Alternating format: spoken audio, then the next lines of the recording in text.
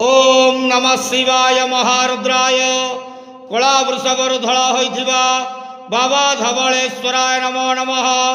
दीपम यदि परम ब्रह्म दीपम यदि जनार्दन दीप हरत मे पापो पूजा दीप नमस्तुते।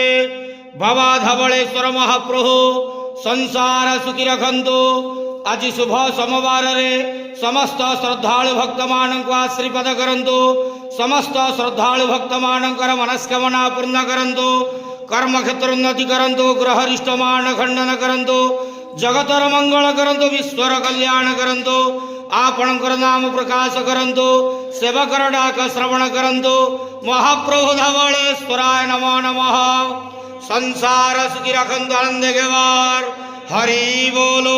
आज शुभ सोमवार रे समस्त श्रद्धालु भक्त मान को आशीर्वाद करंतु आनंद गेवार हरि बोलो। ओम नमः।